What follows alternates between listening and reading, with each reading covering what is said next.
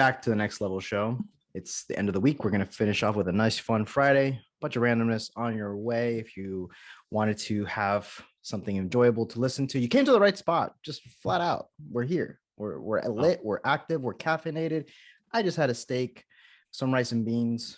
I'm carved up. I have been eating about like 3,000 calories a day. I am good, to say the least. Great way to end the week with the trio together. Yeah, finally. Look who's back. I'm back. Sexy Mike. Back again. Poppy Mike. Guess who's back? Mike is back. Tell a friend. Back again. Please don't sue me for copyright infringement. Mike is back. Mike is back. Mike is back. Fair use, fair use, fair use.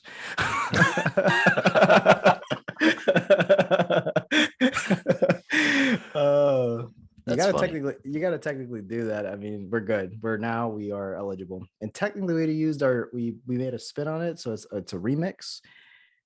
It's our version. So now it's an inspiration. Money. This is true. Yeah. So now you pay us. Yes, we should get not awesome naming ads you, or whatever.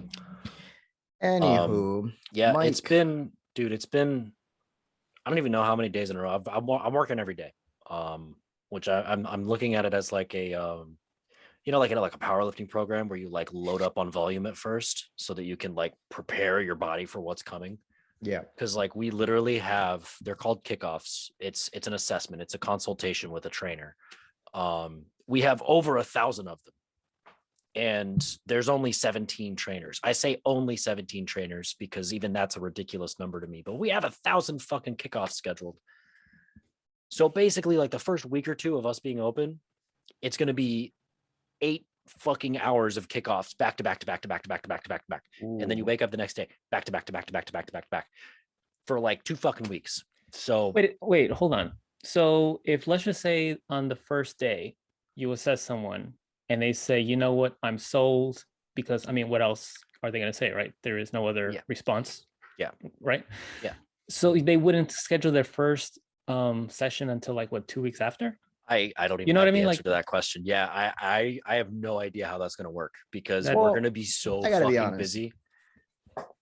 With that, just taking the numbers into account, guys, you already know, Mike, that like out of those assessments that you schedule, X amount are not going to come, are going to flake, and X percentage, don't sign on right away or whatever the case may be. So, but even with that being said, 1,000 in general for 17 people, that's a lot of volume.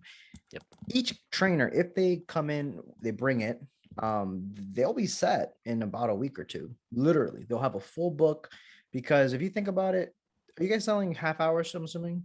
Yeah, half hour, hour. Yeah. So basically, depending on how the trainer sells, I mean, I remember just even having 30 appointments. 12 appointments roughly in a day, and they were somewhere half hours. It's rough. So once you have like 20, that's a lot. 30 clients in person, multiple times a week. Oh yeah, you'll be set. Yeah, I'm going into this with a really good confidence, I guess, because I am. As you should. I've spoken to a lot of people, and I'm feeling really good about the position that I'm in and the decision I made. It's a new gym. I'm super excited to be there. Plus, I know me personally, I have a pretty decent, like, I guess you can call it a closing rate. I think the number they gave us was like a 56%. Like average across the company is like 56%. Somebody signs up for a kickoff, 56% chance they're going to sign up. I'd say honestly, like, I'm probably closer to like 75, 3 out of 4, something like that. So I feel pretty good about it, but I'm also like thinking ahead. I'd say so. You also need to think I'm coming from a very small gym, very personable, blah, blah, blah.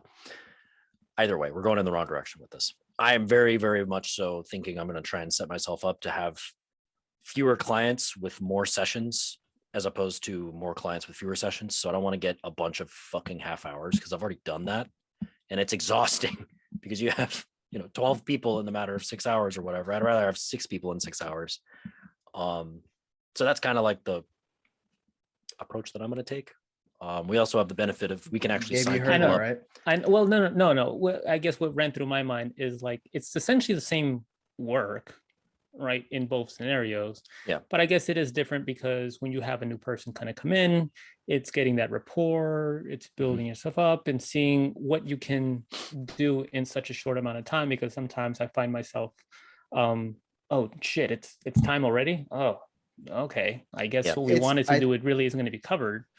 So it can be. I do understand. I do see what you mean by you'd rather have a full hour to have someone as opposed to just half an hour. Yeah, well, and you also got to switch gears, right? Because I'm not working in a university. I'm not training just athletes. I'm going from somebody who's working on hypertrophy, and then somebody with bad hips, and then somebody that's trying to lose weight, and then I get an athlete, and then I'm back to hypertrophy. It's just constantly like switching gears, which isn't necessarily a bad thing. I actually like that because it keeps my day exciting and fresh and new. But to do that so often every half hour, that's where the mental drain starts to get me. I think it's more because you're literally like, you say, hey, hello, how are you? Instantly, like 30 minutes later, hey, how are you? How's everything? It's that repetitive, and that's what burns you out. I mean, I think it's going to be important for you to have like at least after every 3 or every 4 hours, if you like, you have those 2 blocks, give yourself in those segments a break, because you're gonna just toast, which I mean is a good place to be as a trainer. You need to experience that burnout per se. It's only going to sharpen your skills, but it is rough, man. I can't imagine going back to that, because right now I train roughly 3 to 4 sessions max back to back. When I'm super busy, 5. But even then, if I've worked 6 hours like that day consecutively, it's almost like I have at least one small break at one point, just to mentally recharge. Because after 3 hours of being on it, I feel like my brain starts to go into mush. And that's if you're a trainer that's actually doing something. If you're just there kind of hanging out and not really saying much. But all right, go on the treadmill. I'll be right there in like I'll be back in 10 minutes. Yeah, and you just eat some time up, or you just bullshit around. But if you're working and you're consistently watching them and counting reps, writing notes down. I have clients like bringing notebooks and I kind of jot them stuff, weights and stuff that they're doing. It's, it gets tired by the end of the day. Like I was actually just talking to someone this weekend that like I become very antisocial on the weekends. They try to talk to me about something, and I feel bad because I told them I was going to bring this up because it's more funny. It almost seemed like I blew them off by something they said, and I didn't blow them off. I acknowledged the comment and I responded, but I know that I didn't leave it open to continue the conversation going. And they kind of like made a comment to me. They were joking, obviously, but I just told them flat out, hey, look, like on the weekends, sometimes I just like to myself and I don't really pick up the phone to chat. Like Gabe, you sent me something on the group and I opened my phone and I saw it was a lot of stuff to read and I'm like, I'll read it later. I was like, this is more than 2 sentences. I can't do it. I can't deal with this. Yeah, I'll read later because like I didn't spend much time on my phone. I had my phone like on the counter somewhere and I'm on the phone. I'll check occasionally social media, but I'm trying to break that habit. And then I get some messages and like you have that habit where I'll look at it. But as a trainer, back to my point, as a trainer, you start to get that brain mush and you need to recharge. You need to have some alone time and some downtime. So I'm waiting. So don't ask John how he's doing on the weekend because he's going to be like good and then just walk away. Essentially. Hold on. Can I take a second here? You just kind of like randomly threw something in there, which I thought was pretty insightful and I think can be pretty useful to other trainers. Someone as a client, for them to just bring in a book and even have, if you happen to have your program already filled out, just have it there. And then the trainer fills in like as far as the weights and the reps, because sometimes when you're going, I mean, you'd like to, but depending on the rest periods and what you're supposed to be doing, you'd like the client to just be, worry about, have the first thing in their head to be like, okay, let me just get my heart rate down as much as possible. Let me be mindful of the time that I'm resting. And you can, as a trainer, just write that down. I thought that was actually kind of cool. I typically keep logs of everyone's stuff, and I kind of like either jot it either on my phone or a notebook. But for someone to have it on their end, I think that can be kind of cool.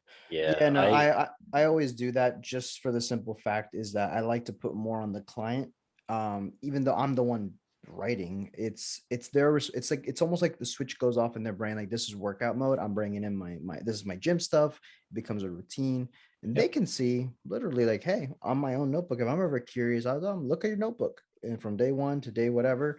their weights have gone up on all their lifts. They can kind of see the trend of everything. They also know that I'm also paying attention.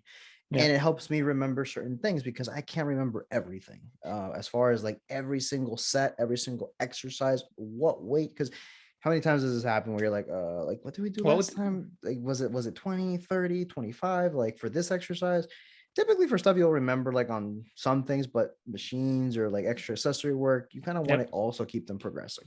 I like that. Mike? Yeah, I was going to say I keep track on Google Documents, an app on my phone, and you can actually you can grant access to that file to certain people based on email. So if your client has Google Documents, you can grant their email address to your documents, and then you can both make modifications to it. So it works pretty well. I've never actually linked it with anybody before. Somebody please link with me. I'm just desperate for it. But can you link with me? I use that to like take notes down. Weights. Same thing even with notes on the Notes app. If you share a note with someone and they edit it, then you can also see the edits as well. I didn't know that. See, interesting. Good to know. So I was gonna just say like another layer to the whole mush thing is that you need to, I guess, not feel so rushed. Like, all right, we got to hurry up and kind of get into it. I mean, like even though the client knows that it's only 30 minutes, and they would want to get there for a lot of time, you don't ever want to be like, okay, well, fuck, I just got here, just chill. Can I say, hey, can I put my shit down? I wanted to add to the phone, the Google Doc thing, which I think is really cool. I'll do that more so for like online clients because I don't see them, but I personally wouldn't probably adopt it to the in-person clients because if I'm honest, you're trying to disconnect from the phone as much as possible because how many clients that that even yourself, you're more tempted to like look at that notification come in, you may or may not open it real quick and it takes away I always try to minimize it. So the notebook I know is a foolproof that like, they don't have a reason to go on their notes. And then who knows, or like checking Instagram or sending me a meme or whatever the hell is that they're doing. It's just to limit distractions. I know that we talked about a couple of episodes ago about the technology, how I just, it sucks you in. I was laying down the other day. It was like 11:10. It was 11:40 and I had just done scrolling. I just literally went to go look at one thing at night. It's crazy how much it sucks you in. So taking a break from that for the client, I feel helps them, but definitely online, I do have settings for the Google Docs where a client can access something if they need it and they can see exactly what they're doing. Well, I guess unlike you, I don't get that many notifications. I mean, the most that I get is from like my Ring telling me that someone passed by my garage. Well, you get a whole bunch of texts and, oh my God, stuff like dude, that. It's been so long. There's so many things to tell you guys about. We had a false alarm the other day at my house. The alarm went off while nobody was home. And of course we get notifications. What service do you have? Is it ADT? ADT. Yeah. Okay. Yeah. So it was especially scary because it was a broken glass alarm. Oh. So I was leaving the gym and I was like, oh, look, I put my car in sport mode and just like, I live like 5 minutes up the road. So it wasn't even that bad, but it was nothing. There was literally nothing. There was no broken glass or anything. Nobody broke into my fucking house. It was just like a false alarm, something, the best I can figure. The big tractors with the big lawnmower things went around the neighborhood. And I think just pure luck of the draw, a rock like came up and just vibrated the window at just the right frequency that made it think that it was broken or something. I have absolutely no idea what happened. Well, I don't know if it's based on vibration or sound, like a decibel sound. I have no idea. Yeah. And I don't know. We had somebody come out and like check our system to make sure, because it started like acting kind of funky afterwards. So it's all good to go now.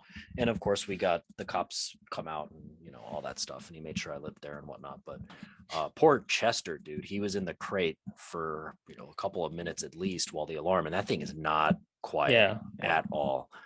And he immediately, like, I let him out. I turned off the alarm and everything. I let him out, and bro, he had like Hershey squirts all over the backyard. I was like, you poor dog, dude. Stressed him out super bad. But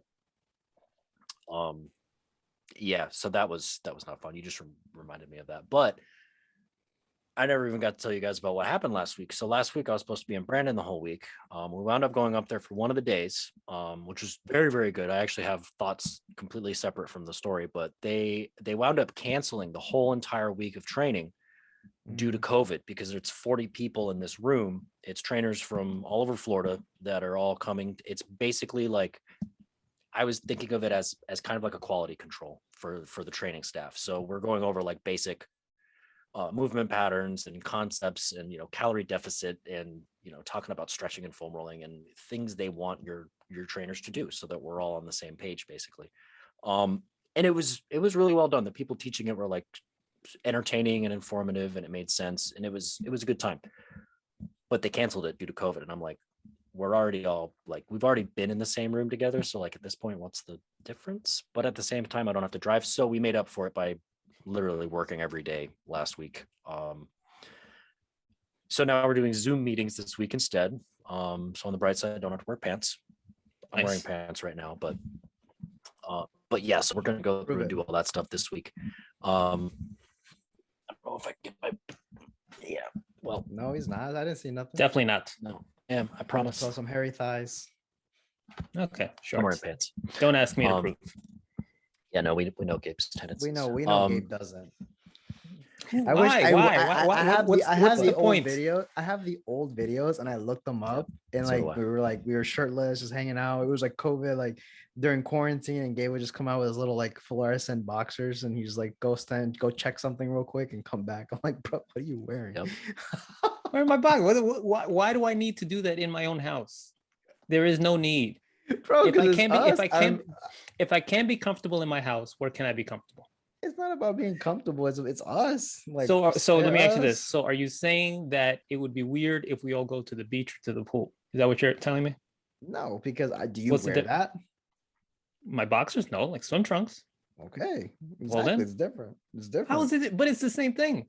No, it isn't, because you're wearing like tighty whities. You're not wearing like Speedos at the beach. Well, I don't wear tighty whities. That's It's boxer briefs. Thank you very much. They kind of look like tighty whities. I know my truth. Bullshit statement. I hate it so much. From a movie. It's actually a hilarious movie. You guys should watch. Couples Retreat. It's with Vince Vaughn. Yeah. I know which one it is. Yeah. No, I know, and I just like just the statement in general. I'm like, oh, when someone says something. Who says that? I've never heard anyone say that. Dude, I hear it. Like, I hear it. You know what? Okay, so like talking about this random stuff, like this is like something that made me think. We laugh on the show. We have fun. We talk about random stuff, and then I hope the audience obviously enjoys this. Obviously, you're watching it. We can see what's going on. Anywho. This person randomly messages me first thing I think it was first thing in the morning, or it was a late message I didn't see, but it was on Facebook, and it was, if you're gonna message me, bring the context of your comment. Like, I don't care if you reach out to me and like, I have people that, hey man, hope everything's well, cool, awesome man, thank you, same to you, whatever. Or you ask me a question about something. But if you're going to say a statement with no context, I'm just kind of like, what are you talking about? Like, what do you mean? And the comment was this: you don't smile often, do you? What the fuck? So I was like, this bitch. No, I'm just kidding. I was like, I'm kidding. No, but that's an appropriate response. That's probably what my brain was thinking. I'm like, fuck. And I'm looking at the message. I'm like, I know that I don't hang out with this person. This person never sees me. So I'm like, you don't see me at all. Or so you think. Ooh, that'd be pretty creepy. Yeah. So no, I said like, well, you don't see me at all. And that's kind of like my sarcastic response to it. And no, facts, my truth. So I literally, I said that, and they're like, I mean, like in your videos or in your podcast. And this is when I know someone's bullshitting me, because you obviously have seen you're talking about my videos on my Instagram, which I'm not talking because we're promoting maybe a guest. So I'm kind of just attentively listening. I told her, you obviously haven't seen the whole show. It's true. Calling them out. True. Yep. You probably haven't subscribed. Like the video. Subscribe to the podcast thing. So she needs to. Hopefully, I kind of got her on the right path, or completely took her away from the show, because then her response was, "Oh, okay. Don't be mean to me." I'm like, God, Jesus Christ. It's hard for me not to be an asshole back, when someone like purposely sets it up like that. Yes.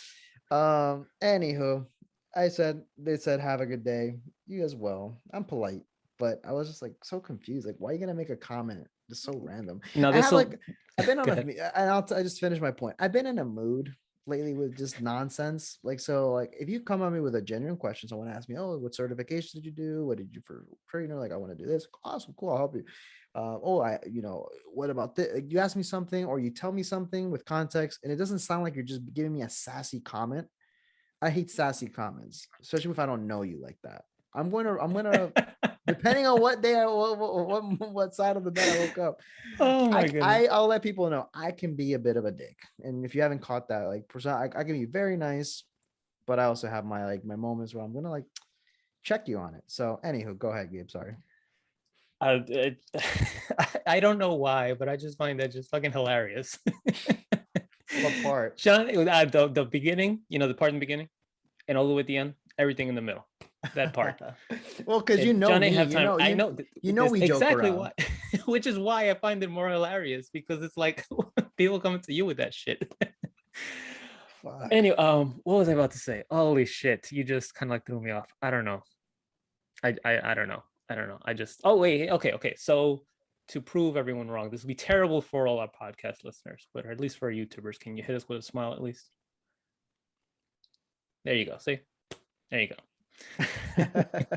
Yeah, no, I mean, we joke around here a lot, and like, dude, we don't take ourselves that serious, but like, not at all, dude. It's like lately, people have been trying me, dude. Like, it's like just random, uncalled for comments, and I'm like, I don't like being a dick, like out of my comfort zone, like where I have to literally like be like, yo, and like call someone out, or just be a smart ass back, and they're just like, oh, like. Like, hey, go subscribe to the show. Anyways, I have a client that knows me pretty well, and he's always like, asshole mode is on, man. It's asshole mode is on. And I'm like, it's on. It's like, just exactly. It's cloaked on. What I was gonna say. Oh, I went to I guess kind of a left turn, sort of, but not really. Went to go see that movie Free Guy with Ryan Reynolds. Oh, how was it?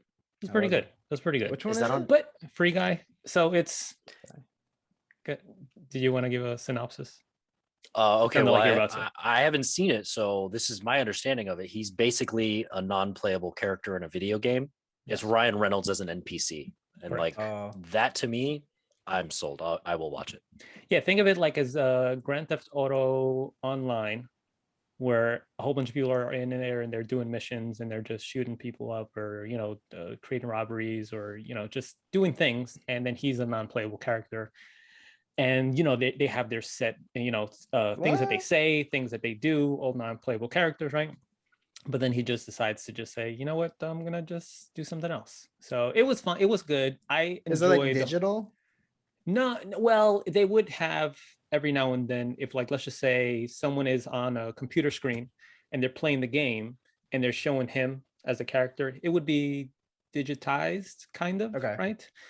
But for the most part, it is it's real life. It's live action. It was good. I appreciated the whole I guess anything video game-esque. I can appreciate that. I like that. But I found myself kind of comparing it to like Ready Player One a lot. That's what I was thinking. Yeah. So, and obviously Ready Player One is an amazing movie, exactly, top of the line.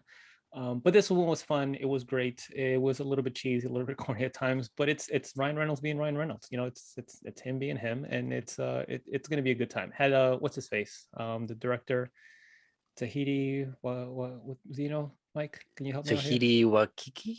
Yeah, there you go.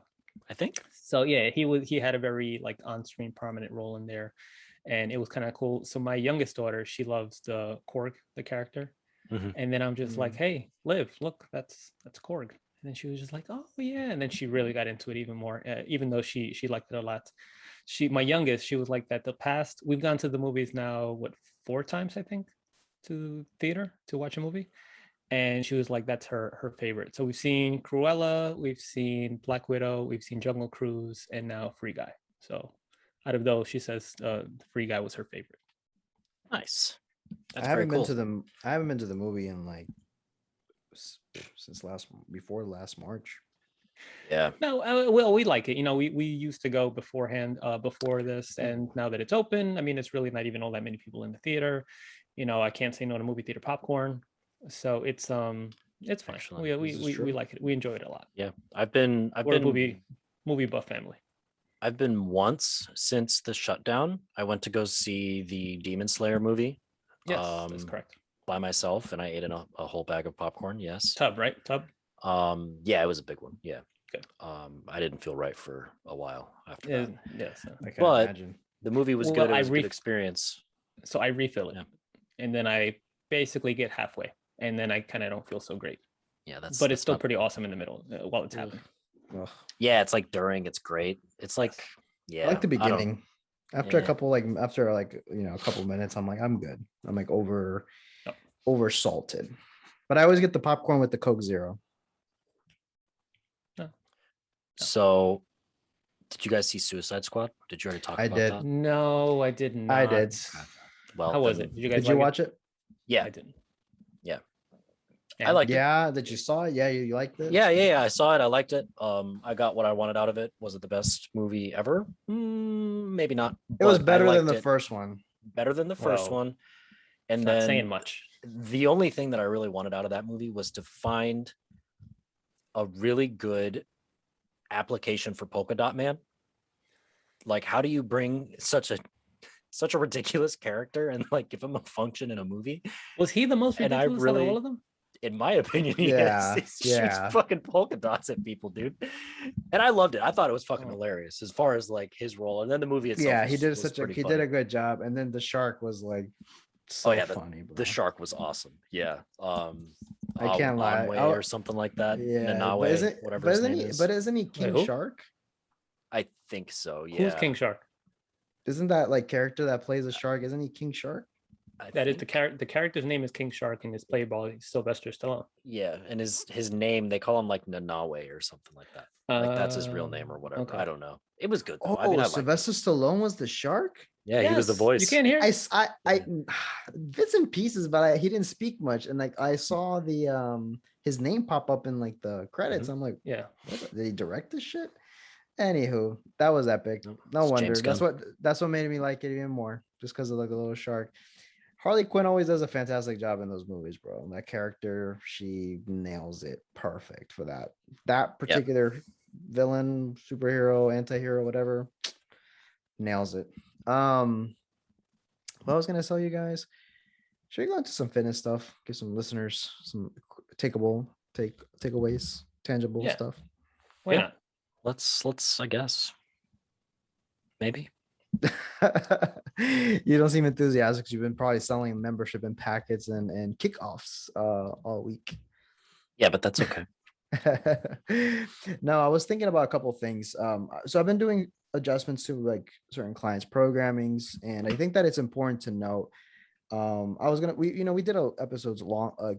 It's been already a while, but we did one all on how to create a perfect program, and we won't go in too much depth on everything because I don't even want to bother linking that because I have to really look for that one. It's one of our literally how to build the perfect program or something. That was the title of the show. I can't remember exactly, but we talked about the importance of mixing sometimes the rep ranges in between sets and how beneficial that is and how much my clients even enjoy it. So not necessarily that we're doing like a concurrent style training or a conjugate style training. It's more so it's giving the client always a strength focus because a lot of these clients don't train with me very often. So what I've been doing for a while now, and I get a lot of good feedback. My clients are like getting stupid strong, man, and like they're feeling good, pain down to a minimum on some people that come in with pain, and their physiques, man. Like I'm loving to see the changes, like physically what's happening. I had a client that we talked about a couple of episodes ago, down 40 pounds, man. Eventually I'm gonna purposely give him like a nice refeed as far as like get him down a little leaner because I know he still wants to get a little leaner, but then literally focus on building. And I'm already kind of like mapping his program out of what we're going to do and kind of seeing some stuff because the guy moves fantastic. He's doing great. But even with other clients, me and my ladies, the importance of mixing in heavy compound or heavy movements, heavy strength focused stuff at the beginning of your workout. And then as you progress, you can attach little superset variables, into your program. And then to the end, I look to add a high volume accessory work for lagging body parts or just areas that are just smaller muscles. Like you could train heavy on your calves, like load them up and go low rep, or you can do that for your arms. But for some reason, I think that for preserving your duration of that phase, if you're going to do like 12 weeks of a program, right? I don't know if you guys about you, but if you go heavy for like more than like 3 or 4 weeks, joints start to kind of act up, aches and pains start to act up. If the whole program is centered around just heavy lifting, you can't take as much volume because you're just getting beat up. But if you want to equate for good training volume, that you're going to get a little bit of that, that strength component, but you care also about other factors, adding higher reps for smaller body parts and just progressively through the workout, dude, makes a big difference for myself and for clients and dealing with pain and all that. Yeah. And I mean, I would say that, doing a 1 rep max on like a bicep curl, it's pretty obviously not really doing much except for maybe your ego. I It's don't always feel like nice I have to do it every now and then. Yeah. Take the bar. See, can you just curl 135? Yeah, exactly. I mean, you want to try it, that's fine. But like, as far as like adding value to a program, I don't feel like I really need to explain that to very many people. Like it's not doing much for you, but doing a heavy barbell squat for one, that's a whole different story because you're challenging your systems, you're challenging your movement, you're stimulating the body in a different way. So, I mean, even to the effect of, making you better at exercise, going heavy every once in a while is going to help you a lot. And you're hitting different muscle fiber types. You're challenging your energy systems a little bit differently, and you may actually find that you enjoy it a little bit more, which will add to the longevity of your training because it's something that you enjoy. But even past that, I mean, there's a neurological adaptation that happens when you go from a high rep program, drop it down in the reps and increase the weight. You're actually challenging your CNS in a different way, and challenging that movement pattern, which then thereby not only are you getting stronger by doing it, but then when you go back into the higher rep, lower weight version, you're moving better because your brain is mapped out your muscles in a more efficient way, basically. So it's better all around, but it's also good just to kind of like keep it fresh, keep it exciting, because 8 to 12 eventually does get pretty boring after so many weeks and months. I mean, that's Gabe, just maybe. You had to say something there, Gabe. Yeah, no, that's something where I either adapt this myself, and the same thing to my clients. Did this actually this morning, where all the way towards the end, I said, you know what? Well, let's just do a drop set. We haven't done a drop set in a while, and we did it off of the on the cable machine. We did on the rope, like hammer curls with the rope. So I just kept on bringing it down a notch, and then at the end, you're like, oh, this is at the last notch. She's like, this is kind of a little bit easier. I was just like, okay, I know it's easy, but just focus more so on the squeeze, on the flex. And then after doing that or having that intention, then they were like, oh, I can only do, so many. I thought I could do knock out 20, but actually I can only do like 6 because of changing the intention. So it's something where you can kind of like throw in there just to make things fun, change things up a bit, just like you mentioned, Mike. I like including these things every now and then. If I have time, I will do it at the end. Something that I tend to always go back to is like running the rack, on curls. Okay, I'll start like, 30, 35s, and then just go all the way straight down to the 5s myself. That's something that I like to do. No, I think that, and it's the reason I'm bringing this up is because I think that I was reading something the other day of the word muscle confusion and just completely flipping the workout, like just so every often. single day. Yeah, every single day to that extreme, or just very like pretty consistently. And the problem that I have with this, and that will quote unquote keep it fresh, right? But what's really happening is that you're not allowing yourself to progress. I think that having staples in the workout for a certain amount of time is super beneficial because you're going to really allow yourself to push and improve and allow your body to learn a skill inherently, because lifting weights is a skill. So the ones that, to keep it fresh and keep it exciting for you, like you can still have like main versions of a barbell squat, front squat, or some type of variable like that's for as your top exercise, maybe for your leg day or your day or your full body day, whatever. Same, a big main mover of a bench as your staple, deadlift as a staple, an overhead press as a staple, whatever depending on how you're running your program. But the cool thing is, if you do want to switch every couple weeks, every 2 to 4 weeks, I would say you could switch out like variations of bicep curls, of calf, sets, or if you're going to do a drop set or whatever. Movements like this that will add value to your other main lifts, the main movers that are going to be more bang for your buck. It's going to send a really loud muscle building signal throughout the body. You don't have to do that. You don't have to stack so many exercises depending if you're running more of a split versus a full body. But it's prioritizing certain things that are important. So if you're going to be doing, for example, a leg day, we talked about having a version of a squat that's your main mover. If you're someone that likes to squat or have squat, then you have as a secondary, you would have, let's say, if you're more lower body focused and you want to develop your glutes, you would have, like, let's say, hip thrust thrown in there probably after, because I wouldn't throw a hip thrust heavy and then try to squat heavy. My fucking hips, I would be fried. So squat heavy because it takes more of that stability and that balance, and then you go to a more stable exercise and load it, kind of finish off the glutes, and you can kind of progress to maybe like a split variation and maybe like a Romanian deadlift variation and higher rep ranges. So first movements probably like anywhere low on the 4 to 8 range, and then you kind of can go from 8 to the 10 to the 12 range for the other middle part. You want to burn out some like leg extensions, some leg curls, then you can go to kind of that 12 to 15. That'd be kind of a very brief way you can superset the leg extension with a leg curl, have those opposing muscles. And that's just like a very quick off the cuff example of an effective leg day. And you would keep those two, maybe those first two, kind of with the intention of progressing every couple weeks. And if you guys like the more, like, and I would let the listeners know if you guys want to make us another episode, we can make it more in depth on that. But I want to leave it for the guys to kind of put their input. But we can make another episode on this because I think it's important for our listeners that are kind of at a point where they're consistent and they want to kind of understand more why, and we can kind of go into that eventually. The only thing I would probably say is that if you would throw a hip thrust before a barbell squat, if you intentionally do that, having the thought process of like, I want to pre-exhaust my glutes, I want to feel my glutes a little bit more so when I'm squatting, then fine, but maybe not something that you would always want to do it all the time. Well, if you're doing pre-exhaust, I would say do a body weight version. Yes. Yeah, maybe like for some more reps and stuff. But what you just basically laid out is essentially how I basically train that essentially how I train. So I always try to start with my lower body. Either I'm squatting or I'm deadlifting. And then since I want to have more of a focus on my hamstrings, after each one, I either Romanian deadlift, or B, I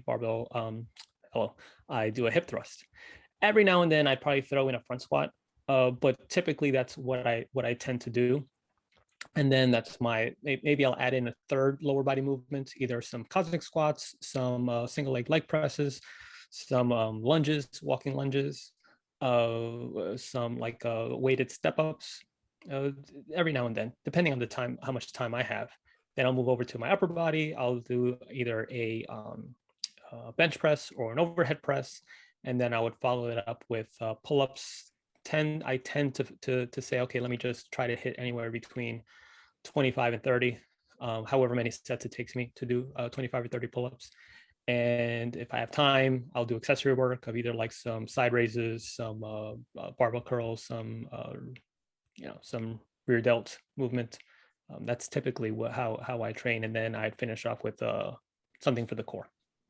No, I think that's a very good way, but also to understand is that obviously having these as a staple, big things first, take care of these. You don't have to do accessory work. You don't have to. It's like, no, it's a great way to add more intensity, more volume to your finishers, if you will, to your workout. Pick a smart exercise where you can really just like take yourself close to that failure point. Because this is the main reason why I like to do this, because I know we could go through like a block phase and understand the psychology behind why we're lifting maybe heavier on the curls and for the skull crusher. But the thing is that to keep it very easy for someone to kind of get into it is that giving them a movement that they're not going to run the risk of hurting themselves. So having something that's safe, stable towards the end. Once the skill, the mental focus doesn't need to be as crazy for like a rope extension or some calf raises or some cable bicep curls. You can go and push that limit because a lot of people lack is intensity. How many times do you tell a client like, oh, like what number was that? Like, oh, that's like an 8 for me. And then when I sometimes do this for fun, I'll let them go on their last set as many as they can. Bro, they do like 7 more. And I'm like, that's not an 8. That's literally like and that's your 3rd set or 4th set, whatever. So these things can allow you to go to failure without the risk of overkilling it, because you're not going to tax your central nervous system if you go crazy on lateral raises on a machine or something, or a couple flies. You're not going to be as beat up as if you fail every single set on a squat or a bench or or not. Don't do it on a deadlift, please. You'll get that back just black, just screaming at you. But yeah, no, that was just kind of my personal take recently, just because I've been analyzing those things for clients and myself. I just feel like it'd be just really helpful for you, the listener. Something you can kind of push it out real quick, Mike, before you jump in, is just the hip thrust. I mean, you'd be surprised as to how much you can load it or how much you can kind of go. It's generally speaking relatively safe in comparison to like a squat or a deadlift, as long as you have good mechanics. Obviously, like with anything, but I feel like it's harder to mess that up, right? As once you kind of get the point across, then you can kind of like really just either rip it out or just even load it up and see how you do it. Depends on the person. Yeah, I mean, I would what I've been learning most about recently is they're kind of related but not really. Stability and power. This could apply to concepts like that as well, where if we're taking the barbell squat as an example, you could take the same concept, but instead of doing things afterwards, you can actually use some of these stability and power movements to help prime your body for a heavy barbell squat. Or even if you're doing like an 8 to 12 or 12 to 15 or whatever, you could do like some box jumps or jump squats or something like that, not to failure, but just to kind of like prime the movement pattern so that you're ready to produce power, which is different than strength. Yep. And the same thing would go for stability. Maybe you have like knee cave or something like that going on, where you're doing an exercise that's like exposing that and strengthening that pattern and kind of waking up those knee stabilizing muscles before you go and do a big compound lift. So like there's literally a ton of different ways that you can do that, but those are other concepts that you can kind of play with to help better yourself, prepare yourself for workouts, depending on what your goals are, of course. Absolutely. No, I think that's a good point. I want to kind of eventually make an episode again, probably break down the reason why, because there's so many, dude, programming can get so in depth. And most people will never need to go so far, but understanding certain differences between things, like what are primers, what are your main like strength movements, your stability movements, your dynamic movements, like stuff that you would add. For example, before you squat, you'll do in place jump 3 explosive jumps and then get yourself amped up. People, like, if you just see someone just randomly just throw that in there, but if you understand the reason when to throw it, like jumping exercises, like plyometric exercises in a workout, and this is literally well-rounded fitness. This is not a bodybuilding split, even though everything builds the body, but this is not a hypertrophy focused mindset when it comes to programming. This is talking about all facets of your fitness, making it fun, making your body move, and learning different skills so you don't lose not one side. If you just want to go strictly hypertrophy bodybuilding realm, then you can basically place everything in that side. But if you want a more well-rounded physique that looks good, moves well, and you can feel able, I think that's a very big thing for people, is you just want to feel capable of doing things. You don't want to lose the ability to jump off a box down on the ground, for example, because how many times you have to jump off from a car, whatever. So these are just components that I keep in mind when I'm training particular clients, that I'll add they think it's just like, oh, we're jumping on the box today. It's like, oh, but they would see that we only jumped like 5 times and that was it. And then we kind of with a break in between. And then we went to go do an actual lift. And it's weird because they don't know it. And some people will shit on like, you don't what's the word? You don't prime the body, you just have to move appropriately with it. But training with everyday people, it doesn't work like that. You can just not shortcut everything and just pick the easy route for them. You need to build certain skills and kinetic, neurological pathways with it, because they can get better. They suck at moving. If they do, fix it. That's your job as a trainer. And it's something that I've been really like. Obviously, there's moments where I'll dive more into programming and stuff, just because I feel you have to always revisit that and sharpen that tool. Word. Do we have time for any other topics today, or do we want to wrap it up here? Mike had something?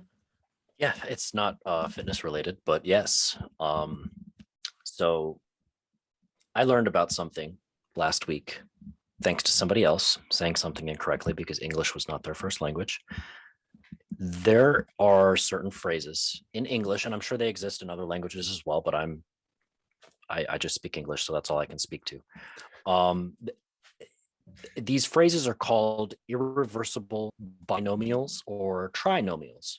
So something like rock and roll or bacon, egg, and cheese bagel or something like that. Words that you're used to hearing in that specific order all the time without exception, right? Like rock and roll. If somebody came up to you and said, "Do you listen to Roll and Rock?" You'd be like, "Get the fuck out of here. Like, what is that?" Stupid. No one says egg, cheese, and bacon. Yeah, exactly. There's like a proper order in which you say these things because that's how they've always been said. And so in your brain, it sounds off. So if I were to come up to you and say that I'm calm, collected, and cool, you'd be like, that doesn't sound right. Right. Or going back to Roll and Rock. Sometimes. I don't trust you. I did everybody the service here of like looking up a list of binomials and trinomials in the right order. Okay. And then I'm going to jack them up just to see you should jack some. You should do it on purpose. Yeah. So some of them that come like straight off the cuff for me are like the phrase hook, line, and sinker. Like if I said sinker, line, and hook, first of all, that makes no fucking sense. But it just sounds weird, right? So I don't know. Do you guys ever have any like pains and aches? Just not in that order. Have you ever gone forth and back? When I'm in Australia. I'm drunk. Or maybe you're a police officer and you find that a case is shut and closed. Or no. Shut and open. Sorry. Yes. I said that. I blended a couple. Or maybe you've fought really hard for something. Maybe go so far as to say nail and tooth. I don't know. There's a big list, and I'm going to kind of roll them out every once in a while just to kind of mess with you guys. But you should. I think it was really funny, and then just so I'm clear and loud, these sound. You're going to be doing that. They literally catching. It bothers me so much. It sounded like, I don't even remember what the person said, but I was like, you're not supposed to say it that way. Like, do you remember what they said? But that's his truth. I don't remember what they said, no. And I immediately went on and like looked up like, why did that bother me so much? And it brought me down this rabbit hole, and I found the term for it, irreversible binomial. And I was like, oh wow, this actually makes a lot of sense. Okay. Like, because sometimes like when I get home from a long day of work, I just want some quiet and peace, It's not too much to ask for. It's not. So, and you're not wrong. Quiet and peace. You could technically leave it, but it doesn't sound right. It doesn't sound right at all, because that's not how you're used to hearing it. And that's literally all that's going on. And like, there are certain times, like there's even some, I don't remember the term for it, and I'm not going to go through and like look it up, but there's some words that only exist within these phrases. Like, fuck, that's gonna bother me. Zim and zam or something like that. I don't know if you've ever heard that phrase. Zim zam. That's coming to my brain for some reason. Maybe I'm making that up. Zim zam, but there's zigzag. Zigzag. Maybe. That's gonna bother me. But another one that comes to mind is like, so if you help a criminal, you're aiding and abetting, right? When have you ever heard the phrase or the word abet? I have never abetted anything. Nobody's ever accused me of abetting. Well, that's a bet. This is abetting. it's like it's a word that has like one purpose, and it's in the phrase aiding and abetting, and you don't use it anywhere else because it's an old word. It's like a legal term. So there's a bunch of those as well. That's a whole other list. So we're gonna kind of like, I'm gonna slowly roll these out just to have some fun with it. Yeah, when they're said wrong, they do not give me the fuzzies and warm. Yeah, exactly. I've done it a lot on this show. What did I say? Plenty. It was dude, what Lots was of like the things. one? I know, but the one of shooting shop. Oh yeah, shooting shop. Yeah. Shooting shop. And then I said it was a full phrase for that one. Shit. I don't remember. But basically, if you listen to our show, you've been listening for a while, you hear like, oh my, you basically hear my second language come out. And you know, the problem is too, is that for the most part in Spanish, everything's like backwards. So I'm sometimes translate depending on what I'm thinking or how I'm thinking. Because I think in both. People always ask me like, do you think mainly in English or do you think in Spanish? And I'm like, it depends on what I'm thinking about. My brain will just do both. And that's why we get Spanglish sometimes. So I'll literally blurt out. We'll blurt out half the words. So yeah, my shit goes flip-flopped all the time. So anywho. You should have done it. Should have said flop flipped. Flop flipped. Flop flipped.